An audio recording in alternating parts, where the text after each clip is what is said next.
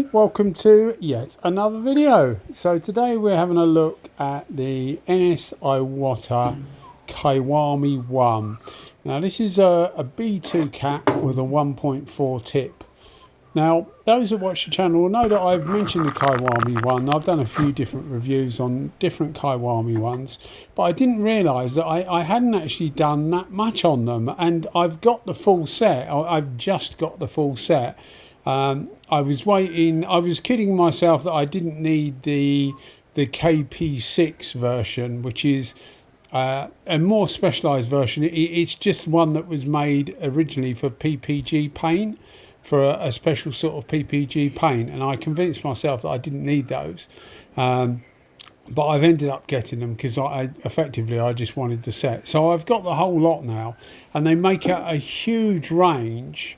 All the way from 1.3s to 1.8s. They actually make a 1.8. They make a Kiwami1 1.8. It's called a T, Kiwami1 T, and it's got a B14 cap, if I remember rightly. I'm pretty sure that I haven't looked it up, but I'm pretty sure that's what it's got, a B14 cap.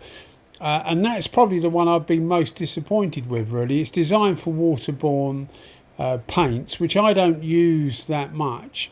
But a lot of the Japanese market guns that are designed for water-based paints all seem to work quite well with the HS Clear or UHS Clear. And for some reason that doesn't seem to work particularly well. I've tried it with waterborne paint and it actually works all right. So maybe that's just a quirk of the 18T, as they call it, the 1.8T. But as far as the rest of the range goes, and including the KP6, which I've got now and I've used, they're actually quite good guns. They're quite universal guns. I have had a few problems with these. I'll put a link in the description if I can remember. I'll put a link in the description to a problem I've had with a Meiji, but you'll also see a wider 1L, which is the same body as a Kiwami1. It's just, you know, got a different tip and cap, etc., and different designation, but it is the same body. So you can get, and I have got quite a lot of problems with Iwatas, with them leaking at the back. Where the needle goes through at the back of the gun, where you put the fluid adjustment, they tend to leak. They tend to leak air there. Now, you are supposed to clean those periodically, which I do, but it still doesn't make any difference. There just seems to be like a plastic sleeve in there, which effectively is the seal, and it just doesn't seem to work right. Having said that, I had the same problem with a Meiji, but the Meiji was much easier to fix because they make actual spare parts for that barrel. Anyway, I'll put a link in the description. I'll try not to dwell on that too much, although it is something to look out for.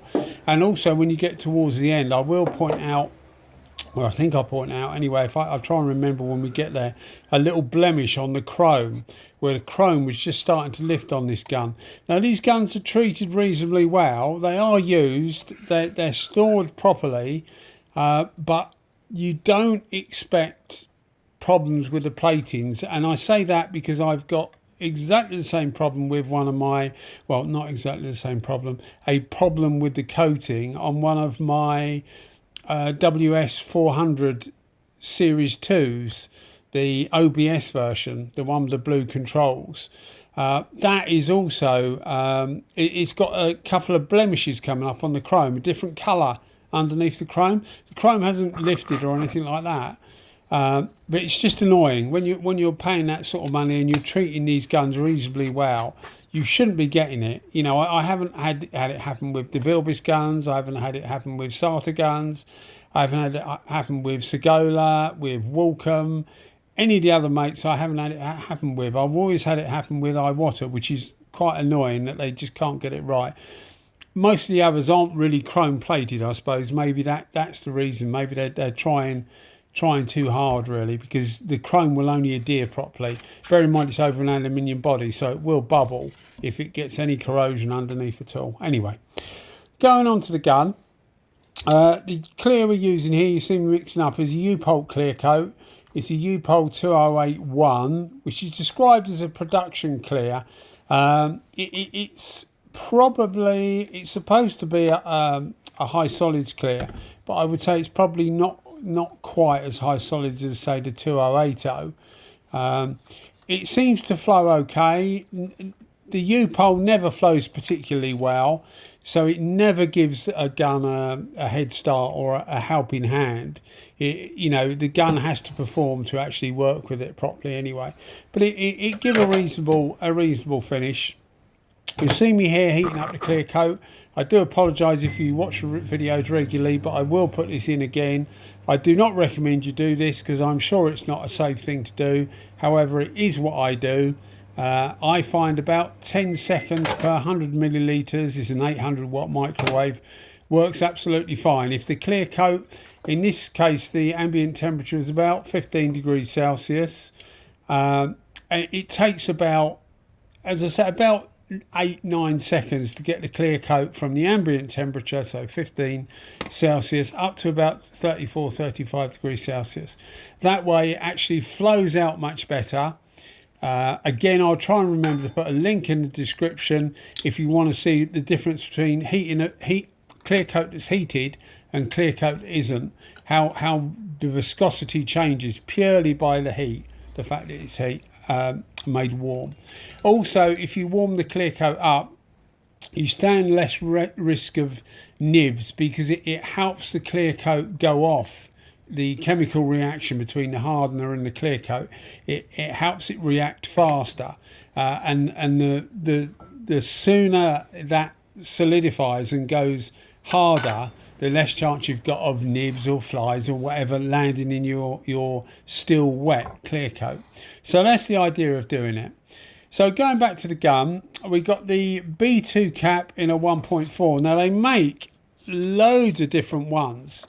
They make around about 10 different Kiwami ones, so it's impossible to go through the lot. They vary in pressure. Some are made to run at a 1.5 bar, which is about 22 psi, something like that. Some are made to run at 1.8 bar, which is about 26 psi.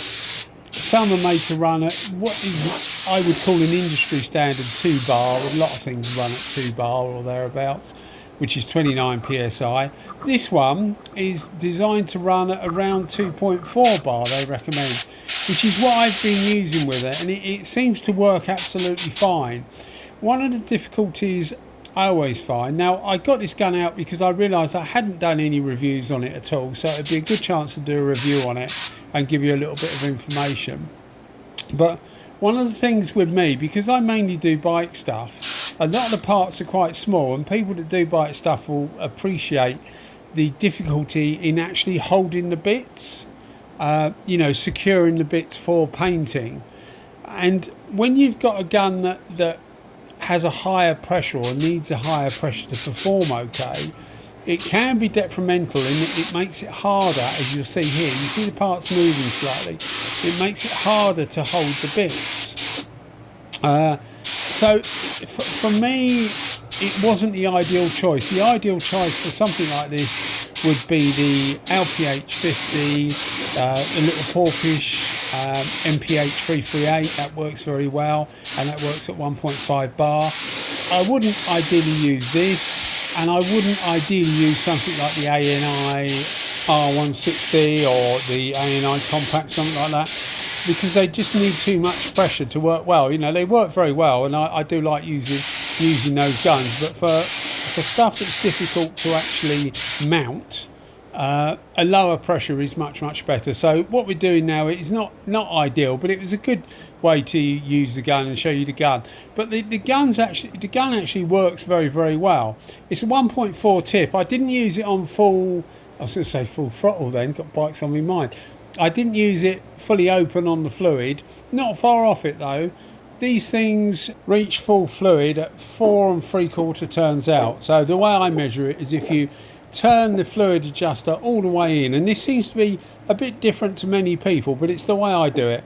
Turn it all the way in so that it won't go in any further, so all the way clockwise, and then back it off 4 turns or 4 3/4 turns to get your adjustment. So if I say 4 turns out, that's what I'm doing, turning it all the way in and back it off 4 full turns. Now on this, I backed it off 4 full turns, but to get full fluid is about 4 3/4 turns. So we're nearly using it on full fluid, but not quite. So there is a little bit more there, but bear in mind, as I say, it is a 1.4 and we're only doing a relatively small part, so we don't want to particularly flood it. Take a note when you're doing bike stuff of doing all the edges, because if you don't do that, you will get dry edges, and you know, I mean, it's not good to see anyway. A lot of the times you won't see it because the panels clip in and actually cover that edge, but you do want to make sure you do the edges. So I try and do, as you see here, I try and do the edges first and then finish off with the main part. You can see the main body of the item. But I used a bit of a juicer or thinners in the clear coat. I put 10% in it, which does help it flow out that little bit more, especially on smaller parts, and especially a gun like this, because the atomization isn't super fine like some of the LPH 80 or the little Porpish gun. The smaller or the finer spot, the Meiji finer spot, the smaller dedicated mini guns or micro guns, as I call them, atomize really fine. This doesn't atomize as fine, but it puts out much more material. It's much more of a midi gun than a mini gun. This one actually puts out according to Iwata, 200 milliliters per minute of material when it's open fully, so 4 3/4 turns, which is like 2.5, 3 times what the LPH 80 or the little Porpish puts out, or the little Meiji, the little finer spot, although the finer spot does actually put more out than the other two mentioned. So this B2 is actually, there's only other one Kiwami1 that puts out the same amount of material, which is actually another 1.4. They do a 1.4 with a B8. I think I've done a review of that. I'll try and put a link in the description. So those are the two out of the whole range of 10 or 11 guns, whatever there is. Those are the two sort of, for want of a better word, powerhouses as far as putting material out and being more of a full-size gun than a mini gun. So again, not ideal for what we're doing here, but you know, if you was to have the ideal gun, yeah, you'd end up like me. If you used to have the ideal gun for everything, you would have loads and loads of different spray guns. So a lot of stuff that people do with these guns is a compromise. You know, people say to me about base guns and clear guns. Yes, there are base guns and clear guns, and yes, it's good practice to just have a base gun or a clear gun and keep them for the two separate tasks. But there's a lot of overlap. There's a lot of overlap that will enable you to use a base gun for clear coat and a clear gun for base coat. So don't get hung up if you're relatively new to painting. Don't get hung up if somebody says, oh, that's a base gun.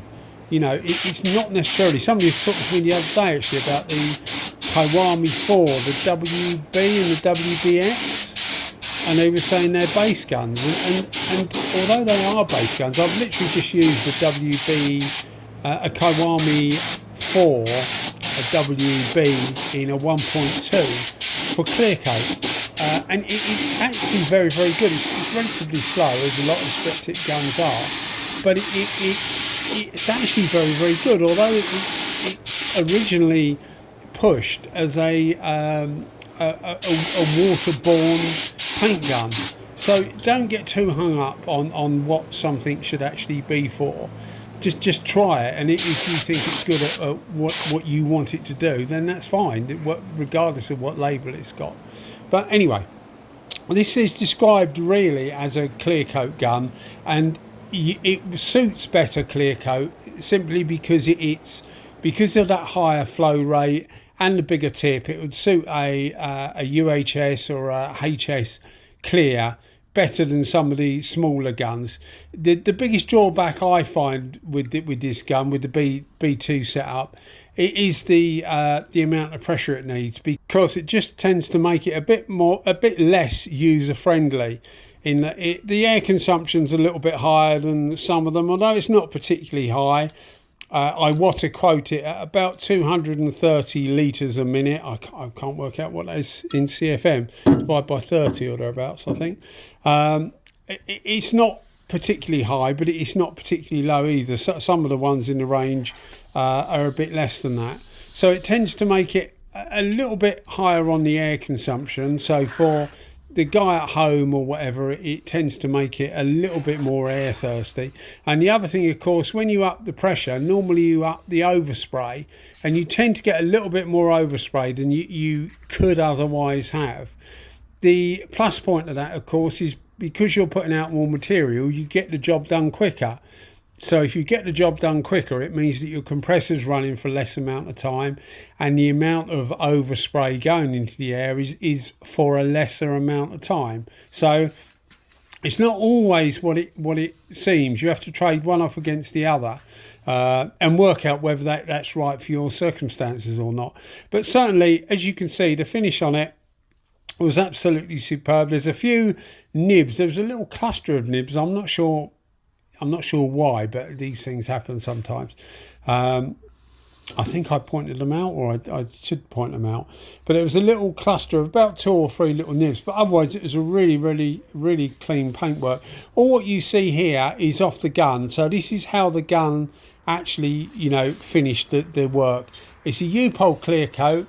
No, I'm going underneath here so that you can see. You need to, again, what I was saying about with these bite panels, you need to make sure you're getting right underneath everywhere, because otherwise you end up with a dry area, and it just looks a bit peely, and it looks a bit naff really. So just make sure you are covering all the different areas. But as I say, the gun did really well. This is, as I just said, it's off the gun finish. Nothing's been done to this at all. It's a Upol clear coat, and as I said before, it doesn't actually do it any favours. So yeah, I mean, it works really well. Highly recommended, just with a few drawbacks that I mentioned, but very good value for money, these guns. I got this from Painting Tools Japan. I'll put a link in the description if you're interested.